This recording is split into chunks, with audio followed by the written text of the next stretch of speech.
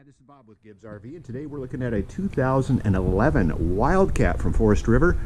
This is a rear living floor plan. It's a 271 RLX. Has the big slide out. It's aluminum frame construction, 2-inch thick sidewalls. You're not going to get the D-lam that way, plus you get more insulation.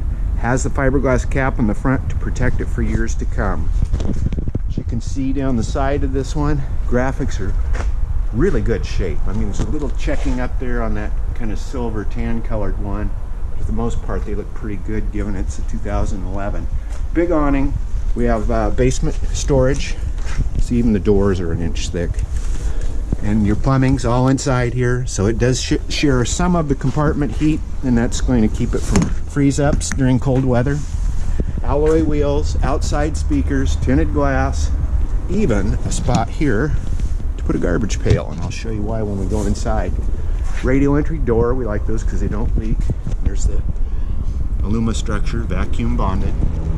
Backside has a rear bumper, receiver hitch, and built-in ladder. And here's our slide out as seen from the backside.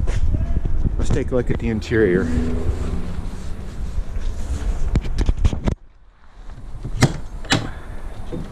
can step inside, and being a rear living, it's going to have a couple rocking chairs here in the back, center table, overhead storage cabinets, glass panel cabinets. See, we got surround speakers in different locations. Super slide, it has some cabinets as well. All the window treatments are here, they're all original. Dinette booth, does make into a bed, and does have storage underneath that you can access by pulling on these drawers rather than disassembling the entire dinette. Sofa makes into a bed as well. We have entertainment center up front here with DVD player, flat panel TV, some overhead storage.